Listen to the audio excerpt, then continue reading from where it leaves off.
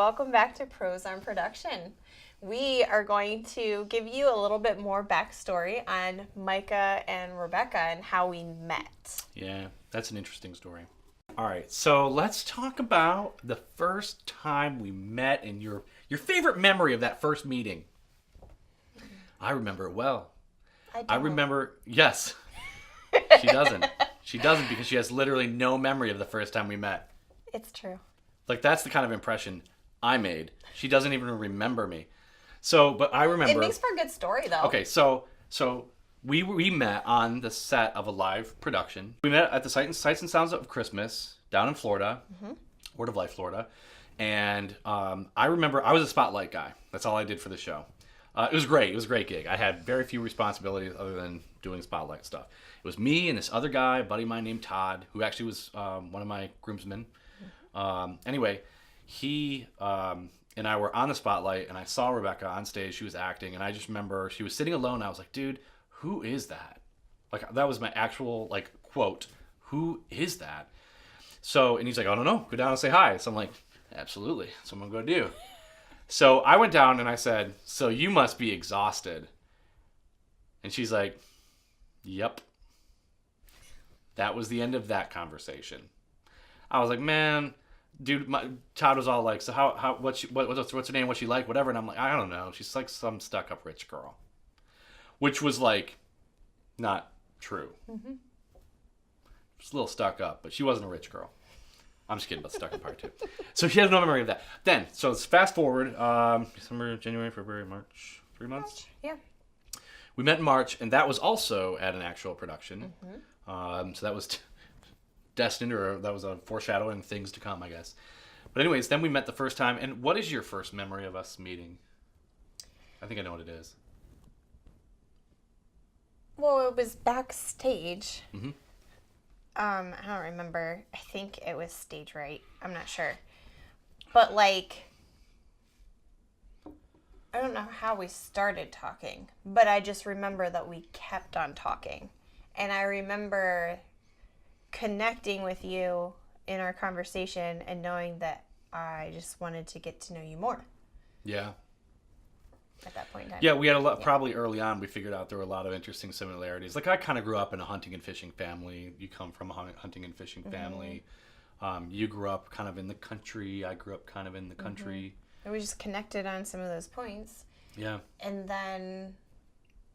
Yeah, we really hit it off right away. Yeah. Spent a lot of time just talking. There was a guy that liked her and a girl that liked me, and we disappointed them both. It's true. So that was fun. Not really fun. It's not like I love crushing people, but it was interesting. Like, that we met resistance right away, and we wouldn't even have said we were dating. We were just friends. There were people jealous of us, and we were just not. Yeah, like literally just talking and getting to know each other. Mm-hmm. But oh my word. So when we did the play, okay, the passion play this was, I played one of the blind men. Right? Yeah. And she would come on stage and come in front of me, and she always would look at me with those eyes. I am telling you, if as a man, if you've ever experienced this, it was like my heart was pumping peanut butter every time she walked by. Do you know what I mean? It's like this. You feel like you're gonna, I don't know, like you're gonna have a heart attack or like start jumping and shouting for joy. You don't know which. But every single time, and I was like. I told my friends at the time, I was like, I don't know how to say this without sounding completely like fake and cliche, but like, I've never felt like this about anyone. You know what I mean? That kind of phrase. I was like, I know it sounds stupid. I know it sounds fake. I'm like, but I'm telling you, this is different. Yeah. Obviously it was. So yeah, that was pretty crazy. It was fun because I mean, we were both in costume. Yep. So he had like red eyeliner I looked on. terrible. He was a blind man, so he had to like Scruffy beard. Yeah, and you were like all dirty and stuff, scruffy beard, like your hair was like all like kind of grown out and not trimmed up and yeah.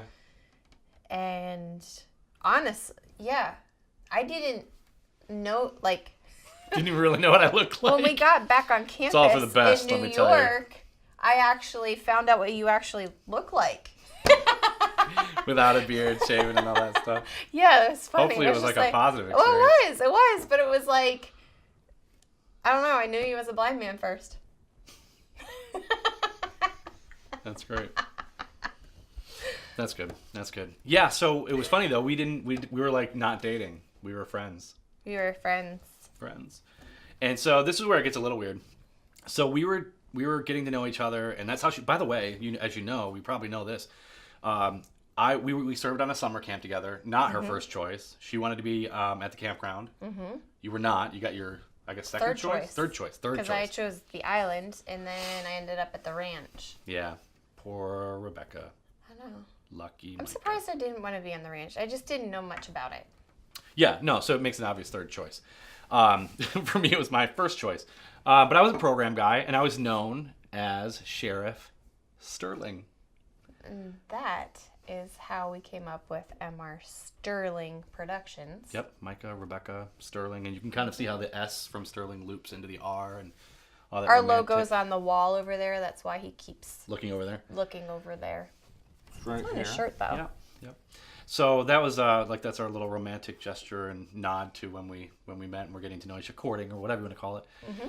So August rolls around, or no, probably July, late July, no, I guess. It's August. When your mom and dad came. Yep. Oh, because for graduation. Yeah, that's right. Time. I asked her dad permission in August to date her, mm-hmm. and so that's when the first time it became official to date. Mm-hmm. And in September, I asked him if I could marry her. Mm-hmm. Literally a month later. Not even sure it was actually a month, because I think graduation would have been late August. I think it was, yeah. And we got engaged September 18th. So it had to have been a week or two before that. I don't even think we knew then. Yeah, it's crazy. That, we knew that engagement was coming. Yeah. But I don't think we knew. Well, exactly when. And so that was the thing, is we were kind of like talking through so we were more than 5.5 hours away. I lived in Michigan at the time. She was living outside of Pittsburgh at the time. And it was just, because it was long distance like that, we had to plan every weekend we were together. Every time we got together, it was always scheduled. It just had to be. We were just like, yep, no, this is ridiculous. So I always thought, like, she's going to know. Like, there's only so many weeks. I think she would have expected it by December for next year. And so I think she knew it was coming. So I wanted it to like totally be unexpected. So as soon as the ring came in, I stole my parents' car. I had a car, but the tires were bald. We weren't sure I would.